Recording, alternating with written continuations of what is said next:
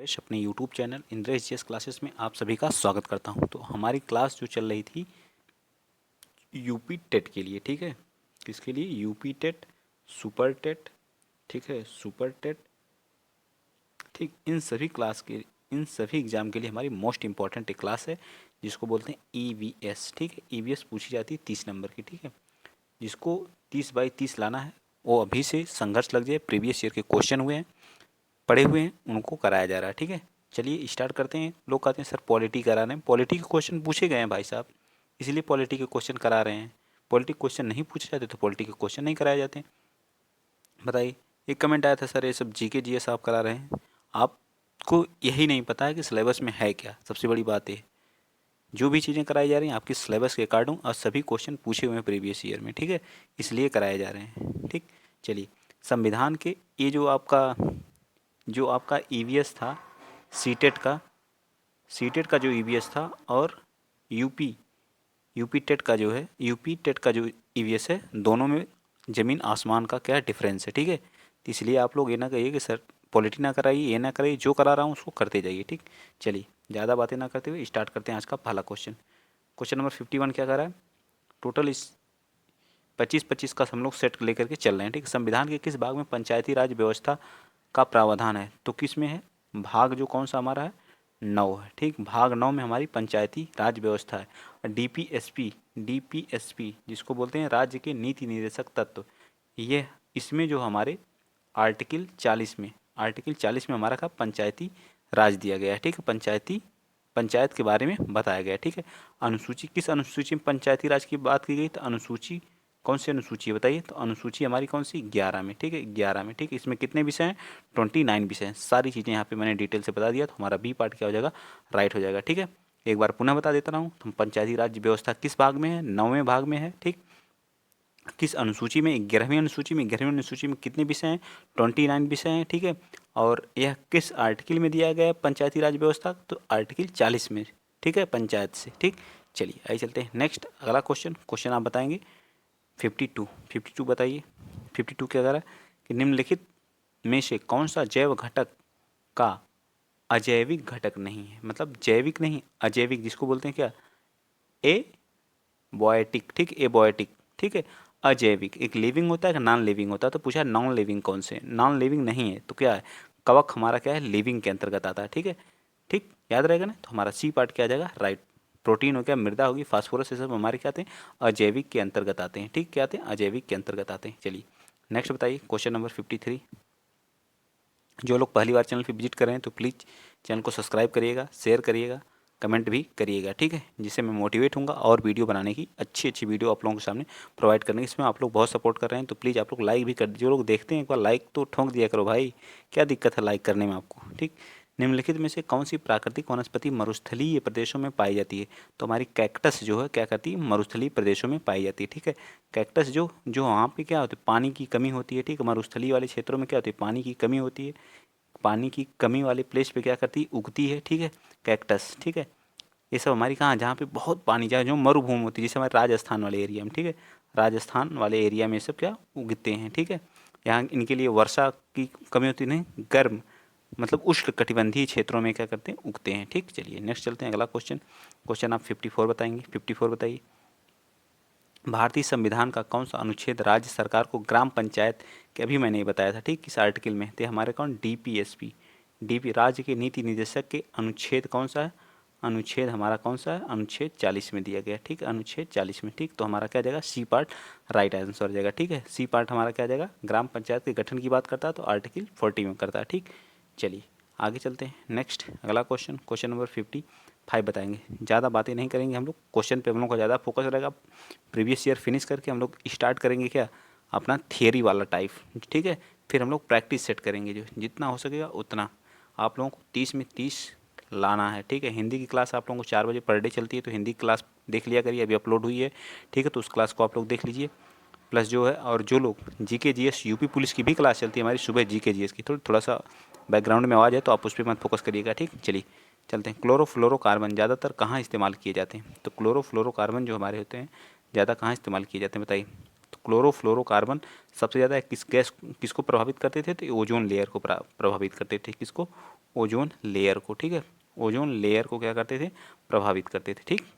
CFC chlorofluorocarbon, तो सबसे ज़्यादा ये कहाँ यूज किए जाते हैं, माइक्रो ओवन में, सौर हीटरों में, धुलाई मशीन, रेफ्रिजरेटरों में इनका यूज किया जाता था। लेकिन अब क्या कर दिया गया है, इनको कम कर दिया गया, इनकी जगह पे अमोनिया का यूज किया जाने लगा, ठीक, इसका अमोनिया का NH3 का उपयोग किया जाने लगा, ठीक है, याद रहेगा। चलिए आइए चलते हैं नेक्स्ट, अगला क्वेश्चन, क्वेश्चन नंबर आप 56 बताएंगे। जनगणना 2011 के अनुसार भारत में लिंगानुपात कितना है, यहाँ पे थोड़ा सा मिस्टेक दिया है, तो 943 है भारत का लिंगानुपात। 1000 महिला पर कितने पुरुष हैं, 1000 पुरुष पर कितनी महिलाएं हैं, कितनी महिलाएं हैं, तो हैं ये महिला है, ठीक है, 943 है, ठीक है, 943 है, ठीक है, 943 है, ठीक। तो हमारा ए पार्ट अगर इस तरह से देखा जाए तो ऑप्शन के हिसाब से ए पार्ट अगर दिया है तो ठीक है, ए पार्ट ही आप लोग मारेंगे, ठीक, क्योंकि उसी के आसपास अप्रॉक्सीमेट है, ठीक। तो ए पार्ट हमारा क्या जाएगा, राइट आ जाएगा, लेकिन एग्जैक्ट जो है 943 है जनगणना 2011 के अनुसार लिंगानुपात, ठीक है। चलिए आइए चलते हैं नेक्स्ट, अगला क्वेश्चन, अगला क्वेश्चन 57, भारतीय संविधान के किस संशोधन अधिनियम द्वारा पंचायती राज व्यवस्था को संवैधानिक दर्जा प्रदान किया गया था, 73वां संविधान संशोधन के तहत, ठीक है, 73वां संविधान संशोधन के तहत जो पंचायती राज को क्या संवैधानिक दर्जा दिया गया था, ठीक है, किस कौन से भाग में, 9वें भाग में, 9वें भाग में। और अनुसूची कौन सी थी, अनुसूची कौन सी थी, अनुसूची हमारी थी जो 11वीं अनुसूची, ठीक है, 11वीं अनुसूची, कितने विषय, 29 विषय, ठीक है, 11वीं अनुसूची 29 विषय। नेक्स्ट चलिए अगला क्वेश्चन, क्वेश्चन नंबर 58 बताइए, सूर्य से पृथ्वी को प्राप्त ऊष्मा को क्या कहा जाता है, सूर्य द्वारा, ये हमारा क्या हो गया, सन हो गया, ठीक है, सन क्या करता है, चमकता है, ये हमारी क्या होगी, अर्थ हो गई, ठीक है, ये क्या हो गई, अर्थ हो गई, ठीक। इसके दौरान जो हमें क्या मिलती है, रोशनी मिलती है, एक मिनट, इसके दौरान जो हमें क्या होती है, रोशनी मिलती है, ठीक है, जो भी इसके द्वारा रोशनी मिलती है, ठीक, तो उसे क्या कहा जाता है, तो उसे सौर विकिरण के द्वारा, किसके, सौर विकिरण के द्वारा, किसके द्वारा प्राप्त होती है, सौर विकिरण के द्वारा, ठीक है, सौर विकिरण। तो हमारा क्या जाएगा, डी पार्ट क्या जाएगा, राइट आंसर। इसी के अनुसार क्या हमारी पृथ्वी क्या होती है, गर्म होती है, सूर्य की ही उष्मा से हमारी अर्थ क्या होती है, गर्म होती है, ठीक। चलिए नेक्स्ट बताइए 59, 59 क्या कर रहा है, भूमंडलीय तापन का कारण क्या होता है, मतलब cause of a global warming, global warming का कारण क्या होता है, कार्बन डाइऑक्साइड में वृद्धि, कार्बन डाइऑक्साइड में अगर आप वृद्धि ज़्यादा करेंगे तो हमारा क्या भूमंडलीय तापन, ग्लोबल वार्मिंग होती है, ठीक है, ग्लोबल वार्मिंग, हमारा ग्लेशियर क्या करता है, पिघलता है, ठीक है, जितना कार्बन डाइऑक्साइड में वृद्धि होगी उतना हमारा क्या करता है, ग्लेशियर पिघलेगा, ग्लोबल वार्मिंग की घटना होगी। चलिए नेक्स्ट बताइए, क्वेश्चन नंबर 60 बता दीजिए, निम्नलिखित वाहनीय ईंधनों में से किसको जो है आजकल पर्यावरण स्नेही माना जाता है, लेकिन कह रहा है which one of the following vehicular fuel is a considered to be eco-friendly now nowadays, ठीक है।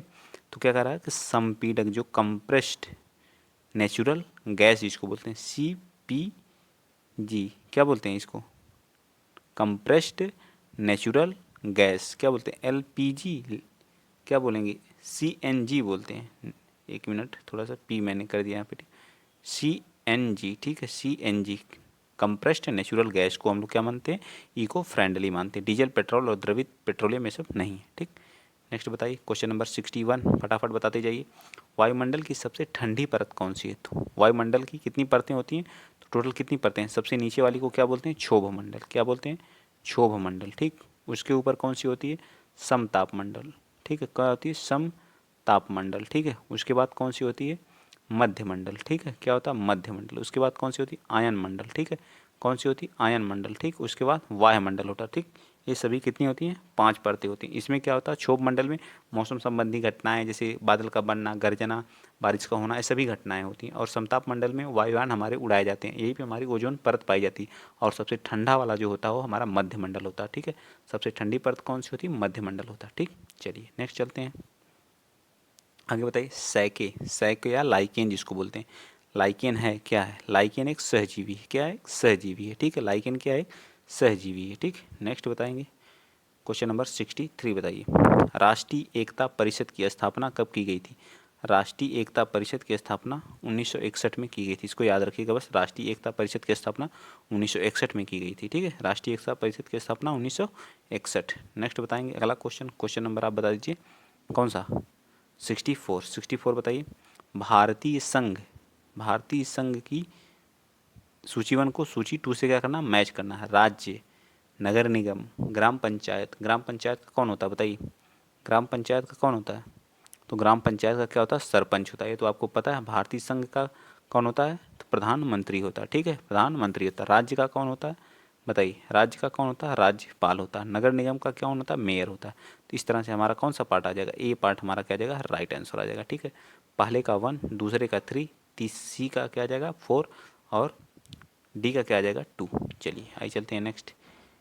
एम.एस. स्वामीनाथन, जिन्हें क्या कहा जाता है, कृषि एक क्या थे, वैज्ञानिक थे। ठीक है, हरित क्रांति के इन्हें क्या माना जाता है, हरित, भारत में हरित क्रांति के जनक, हरित क्रांति का जनक माना जाता है। ठीक है, इनको हरित क्रांति के जनक माना जाता है। हरित क्रांति कब, 1966-67 के समय इन्होंने हरित क्रांति हमारे भारत में आई थी। ठीक है, हरित क्रांति इन्होंने क्या किया था, जो गेहूं, और हरित क्रांति आने से गेहूं और किसके, धान के बीजों में क्या सबसे ज़्यादा उत्पादकता हुई थी। ठीक, आइए चलते हैं नेक्स्ट आगे। अगला क्वेश्चन, क्वेश्चन नंबर 66 बताएंगे आप। वायुमंडलीय घटना के अध्ययन को क्या कहा जाता है? तो वायुमंडलीय, जो वायुमंडल संबंधी जितनी भी घटनाएं होती है उसे कहते हैं मौसम विज्ञान। ठीक है, क्या कहते हैं, मौसम विज्ञान। वायुमंडल से जितनी भी घटनाएं होंगी वो सभी घटनाएं हमारी क्या किसके अंतर्गत स्टडी की जाती हैं, तो मौसम विज्ञान के अंतर्गत। चलिए, पर्यावरण अध्ययन में शैक्षणिक भ्रमण, पर्यावरण अध्ययन में शैक्षणिक भ्रमण पर का मूल उद्देश्य है बताइए। पर्यावरण अध्ययन में आप शैक्षणिक भ्रमण का मूल उद्देश्य क्या होता है, छात्रों के लिए प्रत्यक्ष अनुभव। ठीक है, अगर पर्यावरण में आप शैक्षणिक भ्रमण पे बच्चे को ले जाते हैं तो बच्चा वहाँ छात्रों के लिए क्या प्रत्यक्ष रूप से, जैसे आप चिड़ियाघर बच्चे को ले गए तो वहाँ से हर चीज़ को बच्चा स्वयं मतलब प्रत्यक्ष रूप से देख करके क्या करता है, सीखता है। ठीक है, इसी को कहते हैं छात्रों के लिए प्रत्यक्ष अनुभव।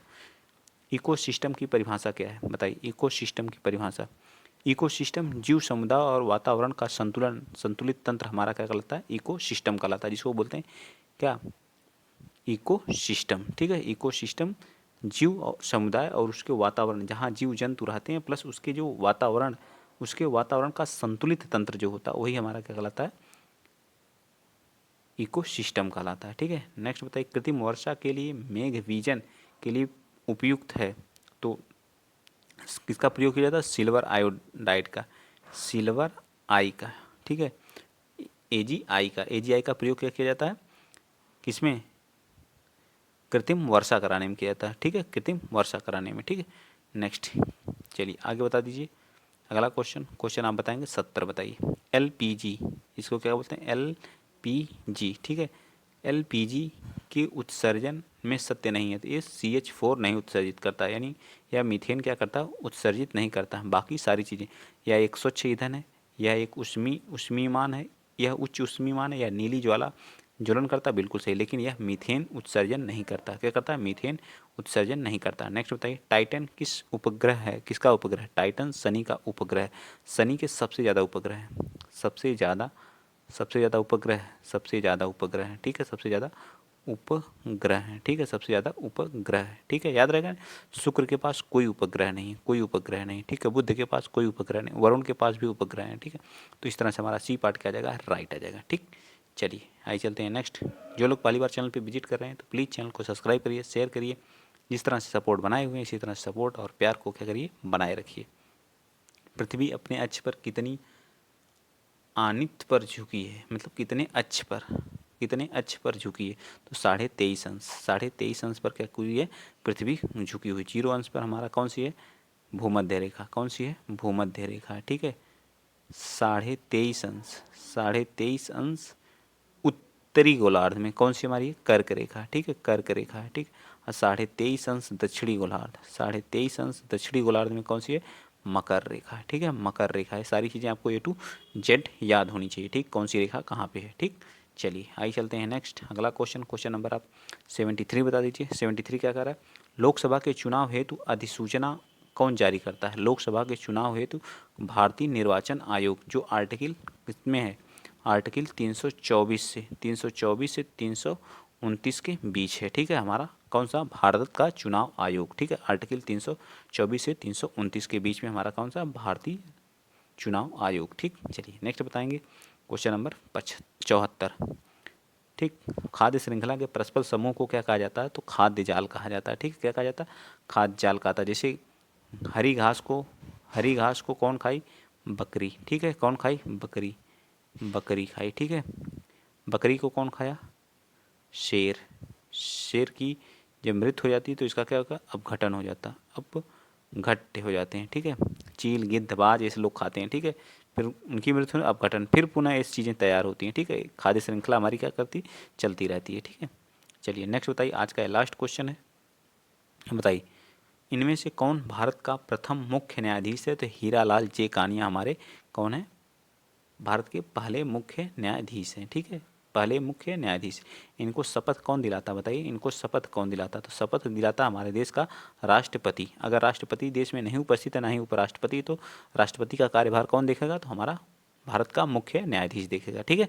तो आज के लिए इतना ही। अगर वीडियो आप लोगों को अच्छा लगी है तो प्लीज़ वीडियो को शेयर करिएगा, चैनल को सब्सक्राइब करिएगा, ठीक है।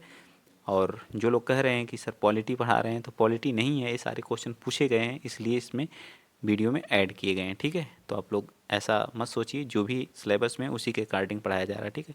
आज के लिए इतना ही। अगर वीडियो अच्छा लगा तो प्लीज़ शेयर करिएगा, चैनल को सब्सक्राइब करिएगा। जय हिंद, जय भारत।